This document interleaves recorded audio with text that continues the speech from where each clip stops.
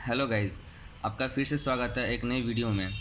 हम चैप्टर 25 कर रहे थे जिसका नाम है केंद्रीय प्रवृत्ति के मापक। इसमें हमने पिछली क्लास में हमने माध्य निकालना सीखा, वो भी यथा प्राप्त आंकड़ों का। आज की क्लास में हम करेंगे अवर्गीकृत आंकड़ों का माध्य निकालेंगे। इसके दो मेथड हैं, एक है प्रत्यक्ष विधि, एक है कल्पित माध्य विधि। दोनों विधि बहुत ईजी है। हमने पिछली क्लास में जो यथा प्राप्त आंकड़ों का माध्य निकाला था उसका फॉर्मूला मेरा था माध्य निकालने का sigma x by n. Sigma का मतलब होता है हमें जमा करना होता है, एक्स मतलब जो भी डाटा दिया हुआ है उन सबको जोड़ना है, उसके बाद उसको डिवाइड बाय एन करते हैं। एन मतलब होता है नंबर ऑफ डाटा कि कितने डाटा थे। जैसे एग्जांपल में ये था, यहाँ एक्स निकालना था मुझे, मतलब माध्य निकालना था। यहाँ पे 4 डाटा दिया हुआ था, तो सिग्मा एक्स मतलब हमें सारे डाटा का जोड़ना होता है, इसलिए हमने चारों डाटा को यहाँ पे ऐड कर दिया था। एन मतलब नंबर ऑफ डाटा, कितने डाटा हैं, तो 1 2 3 4 डाटा था, इसको हमने 4 से डिवाइड कर दिया, ये निकल गया था। आज हम करेंगे अवर्गीकृत आंकड़ों का माध्य निकालेंगे। इसके दो मेथड है। पहला है प्रत्यक्ष विधि, तो पहले हम प्रत्यक्ष विधि से निकालते हैं। इसका फॉर्मूला जो होता है माध्य निकालने का वो होता है sigma F I x I divide by sigma F आई। इसको आप ऐसे भी लिख सकते हैं, sigma F x divide by sigma F. आपको आई लगाने की जरूरत भी नहीं है, तो आपको इस हिसाब से भी नंबर पूरे मिलेंगे। अब यहाँ पे एफ आई एक्स आई क्या होता है और एफ आई क्या है। एफ आई मतलब होता है फ्रीक्वेंसी, जो हमने बारंबारता किया था लास्ट क्लास चैप्टर नंबर 24 के अंदर, जब हमने बारंबारता निकाला था उसी को बोलते हैं हम एफ आई मतलब फ्रीक्वेंसी।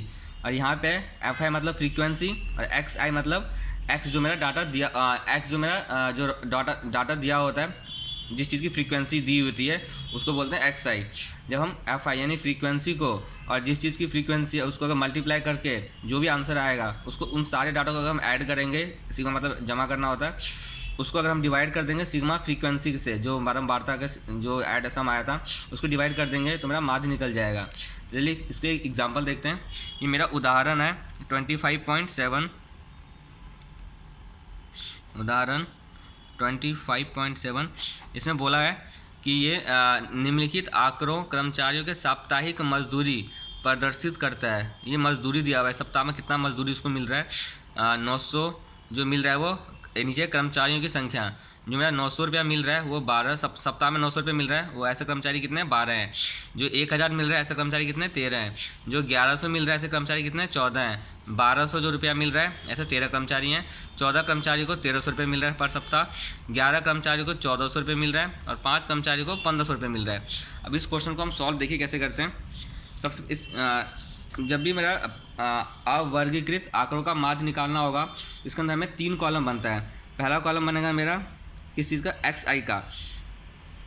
एक्स आई क्या था, इसमें साप्ताहिक मजदूरी था, तो यहाँ हम लिख देंगे पहले कॉलम में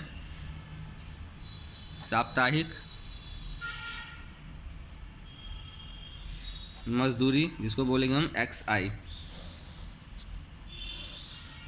दूसरे कॉलम में था मेरा एफ आई। एफ आई बोलते हैं कर्मचारियों की संख्या यानी बारंबारता को। तो मेरा ये कितने कर्मचारी हैं, इसमें कर्मचारियों की संख्या, जिसको हम बोलेंगे एफ आई। पहले इसको लिख देते हैं क्या क्या। एक्स आई कितना मेरा 900 रुपया था, कितने कर्मचारियों का 12 कर्मचारियों का, ये आप क्वेश्चन से देख लीजिएगा। 1000 था 13 कर्मचारियों का, 1100 था 14 कर्मचारियों का, 1200 था 13 कर्मचारियों का, 1300 था 14 कर्मचारियों का, 1400 था 11 कर्मचारी का और 1500 था 5 कर्मचारियों का। और यह मेरा एक्स आई हो गया, यह मेरा एफ आई हो गया। और हमें चाहिए क्या है, फॉर्मूले के हिसाब से मुझे चाहिए एफ आई एक्स आई, मतलब इसका मतलब गुना हो रहा है ये, यानी मेरा एफ आई एक्स आई, इन दोनों को गुना कर देंगे तो मेरा हो जाएगा एफ आई एक्स आई, या इसको हम बोल सकते हैं एफ एक्स।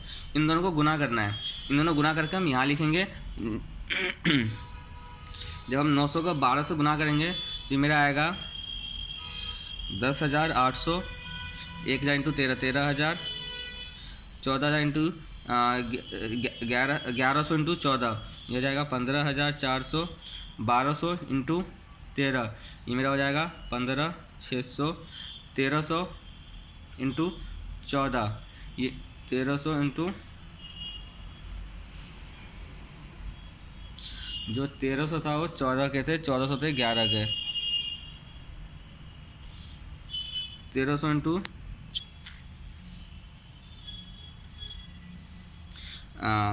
हम थे 1300 को 14 से मल्टीप्लाई करेंगे तो ये आएगा, 1400 को 11 से मल्टीप्लाई करेंगे तो ये आएगा, 1500 को 5 से मल्टीप्लाई करेंगे तो ये आएगा। और फॉर्मूले में था सिग्मा करना था मुझे FI/XI, मतलब जो FI/XI जो मेरा निकला है उसको सिग्मा मतलब ऐड करना था। ये मेरा FI/XI निकल गया, ये सारा FI/XI है, इन सबको हम जमा कर देंगे तो ये मेरा बन जाएगा सिग्मा FI/XI।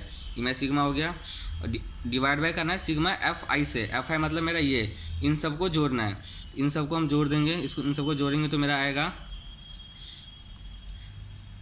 82। अब मेरा अब हमें निकालना था माध्य, तो माध्य निकाल देंगे। माध्य इक्वल टू होता है sigma FI/XI divide by sigma FI। तो मेरा सिग्मा FI/XI आया 95,900, 95,900, इसको डिवाइड कर देंगे 82 से, डिवाइड करेंगे तो मेरा आंसर आएगा 1169.5। ये मेरा आंसर हो जाएगा। एक बार हम देख लेते हैं बुक का आंसर, यही है नहीं है एग्जाम्पल में। मेरा सिग्मा FI/XI का जोड़ आया है 93,300 और FI 82। ये आंसर इसलिए डिफरेंट आया क्योंकि क्वेश्चन में मुझे दिया हुआ था 1300 में 14 कर्मचारियों की संख्या थी, तो मैंने जो सॉल्व किया मैंने 1300 के 14 कर्मचारी लेकर सॉल्व किया है। बट जब इसने सॉल्यूशन किया है, इसमें एग्जाम्पल का सॉल्यूशन जो है इसमें 1300 वाले कर्मचारी की संख्या के अंदर 12 कर्मचारी दिया हुआ है, यानी 2 कर्मचारी कम है, तो इसलिए मेरा जो सिग्मा FI है इसका 80 आया है और मेरा 82 आया है, यानी दो उस एग्जाम्पल के सॉल्यूशन में 2 कम दे रखा कर्मचारी, इसलिए 82 हो गया। इसके अकॉर्डिंग मेरा आंसर ये है। ये जो अभी हमने सॉल्व किया था एग्जाम्पल 25.7, ये था प्रत्यक्ष विधि से। अब मेरा दूसरा, इसका जो दूसरा मेथड है अवर्गीकृत आंकड़ों का माध्य निकालने का 2 मेथड बताता है, प्रत्यक्ष विधि, कल्पित माध्य। प्रत्यक्ष विधि भी हमने कर लिया, अब हम कल्पित माध्य करेंगे। कल्पित माध्य विधि हम तब यूज़ करते हैं जब मेरा या तो क्वेश्चन गिवन होगा कि आप कल्पित माध्य से निकालिए तो आप निकालिएगा, नहीं तो क्वेश्चन कुछ नहीं मेंशन है तो आप प्रत्यक्ष विधि से इस हिसाब से भी कर सकते हैं, दूसरा कल्पित माध्य से कर सकते हैं। कल्पित माध्य में फ़ायदा क्या हो जाएगा, ये जो इतने बड़े बड़े डाटा जो कैलकुलेट कर रहे हैं 10,800, 13,000, इतना ज़्यादा बड़ा डाटा आ रहा है, तो इसको ऐड करने में, मल्टीप्लाई करने में दिक्कत होता है वहाँ पे एग्जाम में कि 900 को 12 से मल्टीप्लाई करेंगे, टाइम ज़्यादा लगेगा, फिर सबको जमा करना, कुछ गलती ना हो जाए, इसलिए हम दूसरा मेथड कल्पित माध्य विधि करते हैं, कल्पित माध्य विधि से यूज़ करते हैं। चलिए देखते हैं कल्पित माध्य विधि का फॉर्मूला क्या होता है। कल्पित माध्य विधि का फॉर्मूला जो होता है वो होता है, इसमें जो मेरा माध्य निकलता है उसका फॉर्मूला होता है A प्लस में 1/n सिग्मा FI/DI, ये फॉर्मूला होता है। अगर आपको फॉर्मूला याद हो जाता है फिर तो अच्छी बात है, नहीं तो आप अगर क्वेश्चन कुछ नहीं मेंशन है तो प्रत्यक्ष विधि कर लीजिए, और क्वेश्चन बोला हुआ है कल्पित माध्य से तो आपको इस हिसाब से करना पड़ेगा, इसके लिए आपको फॉर्मूला याद करना ही पड़ेगा। हम सेम एग्जाम्पल को, जो एग्जाम्पल 25.7 था उसी को हम कल्पित माध्य से भी करते हैं। यहाँ पे मेरा ए क्या होगा, नाम से पता चला है कल्पित, यानी हमने कुछ कल्पना किया है, यानी हमने ए मतलब है हम अपने कल्पना से मतलब अपना इन सब में से हम कोई एक एज्यूम कर लेंगे, कोई सा भी एक ले सकते हैं। बस ए हमने मान लिया कि हमें मानना है, कल्पना लेना है, तो ए मतलब हो जाएगा कल्पना करना है। एक हम 900 भी ले सकते हैं, एक को हम 1000 भी ले सकते हैं, एक को हम 1100 भी ले सकते हैं, एक को हम 1200 भी ले सकते हैं, जिनमें से हम कुछ भी ले सकते हैं। ये मेरा ए हो जाएगा, उस पर 1/n, n क्या हो जाएगा, एन ये इसका जो सम था ये मेरा n हो जाएगा। और FI क्या होता है, FI तो मेरा ये फ्रीक्वेंसी दिया होगा, इसको FI हो जाएगा। और DI क्या होता है, DI यहाँ पर हमने FI/XI से मल्टीप्लाई किया था, यहाँ पर हमें DI निकालना पड़ेगा, DI निकालेंगे उसका उसको हम मल्टीप्लाई करेंगे। DI का फॉर्मूला होता है ए का मतलब है कोई कल्पना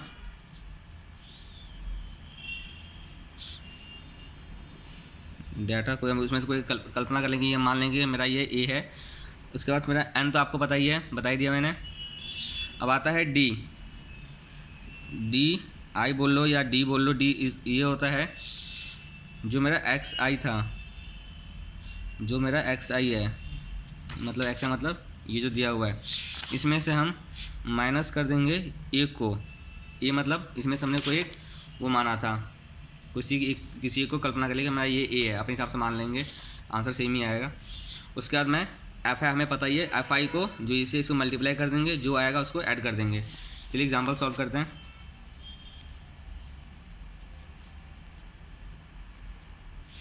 साप्ताहिक मजदूरी, ये मेरा एक्स आई हो जाएगा, इसमें 4 कॉलम बनेगा। दूसरा है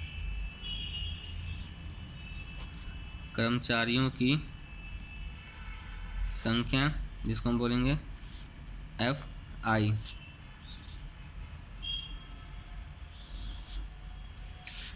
तीसरा आएगा विचलन, जिसको हम डी बोलते हैं, इसको इस चीज़ को हम विचलन बोलते हैं। आपको विचलन लिखो नहीं लिखो कोई फ़र्क नहीं पड़ता, आपको बस ये लिखना है D I equal to X I minus A, ये मेरा डी आई हो जाएगा। इसके बाद मुझे इन दोनों को मल्टीप्लाई कर देना है, इसको और इसको, मेरा हो जाएगा एफ आई डी आई। मजदूरी क्या दिया हुआ था, 900, 1000, 1100, 1200, 1300, 1400, 1500। कर्मचारी की संख्या थी 12, 13, 14, 13, 14, 11, 5। सबसे पहले हमें इसमें ए मानना है, ए हम मान लेते हैं 1200 को हम ए मान लेते हैं, ये मान लेते हैं कि हमारा ए है, ये हमने एज्यूम कर लिया। तो ए इक्वल टू हमने मान लिया 1200।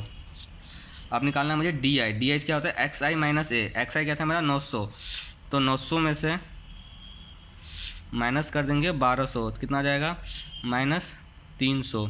ऐसी 1000 एक्स आई मेरा ये है, ये हमने माना हुआ है 1200 को, तो 1000 में से 1200 को माइनस कर देंगे तो ये आ जाएगा मेरा -200। ऐसी एक्स आई क्या है मेरा 1100, एक्स आई क्या है मेरा 1100, 1100 में से ये है 1200, तो 1100 माइनस 1200 ये मेरा आ जाएगा -100। ये आ जाएगा फिर 1200 माइनस 1200, क्योंकि मेरा यहाँ पर 1200 ही है एक्स आई, और ए भी मेरा 1200 है, तो यहाँ पर आ जाएगा 0। ऐसे ही आपको इन तीनों को करना है। उसके बाद क्या करना है मुझे, एफ आई को डी आई से मल्टीप्लाई करना है। तो एफ आई मेरा 12 है और डी आई मेरा ये है -300, इन दोनों को मल्टीप्लाई करेंगे, 12 इंटू -300 मेरा आ जाएगा -3600।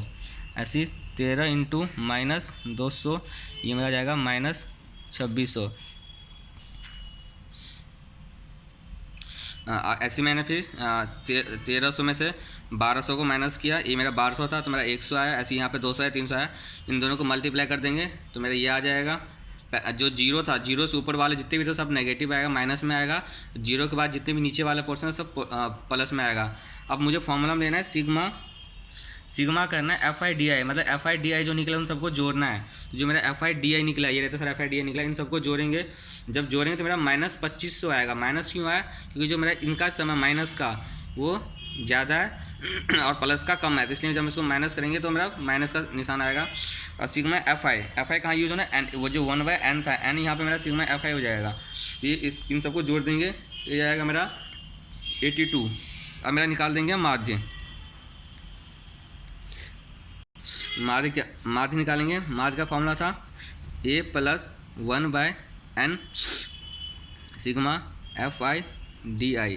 ये मेरा 1200 है, प्लस में 1/n, n कितना है मेरा 82 है, और गुना, इसका मतलब गुना होता है, गुना sigma F I D I कितना है -2500। जब इसको आप सॉल्व करेंगे तो मेरा आंसर आ जाएगा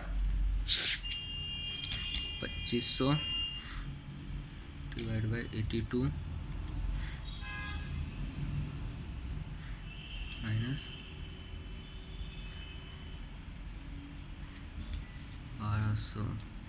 जिसको सॉल्व करेंगे आपका आंसर आएगा 1169.5।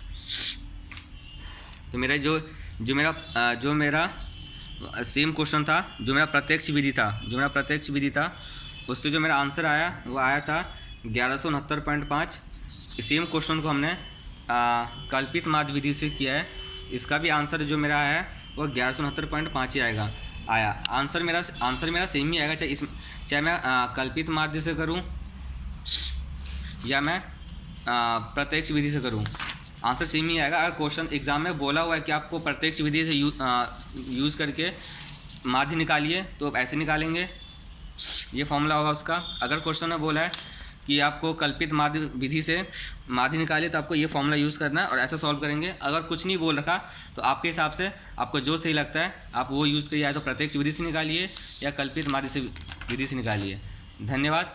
अब अगले वीडियो में हम वर्गीकृत आंकड़ों का माध्य निकालेंगे तीनों मेथड से, प्रत्यक्ष विधि से भी, कल्पित माध्य विधि से। इसमें एक और विधि आ जाता है पद विचलन विधि। तो इस तीनों विधि से हम अगले वीडियो में अंदर माध्य निकालेंगे। अगर आपको वीडियो अच्छी लग रहा है, समझ में आ रहा है, तो आप इसको शेयर करें, अपने दोस्तों के साथ शेयर करें, लाइक करें, कमेंट करें, और कोई डाउट वगैरह है तो, और सब्सक्राइब तो ज़रूर कर दें, ताकि आपका हर वीडियो का नोटिफिकेशन आपको समय पर मिलते रहे। और ऐसी छोटी छोटी वीडियो में हर चैप्टर का लेके आऊँगा। आप इस चैनल से जुड़े रहे। धन्यवाद।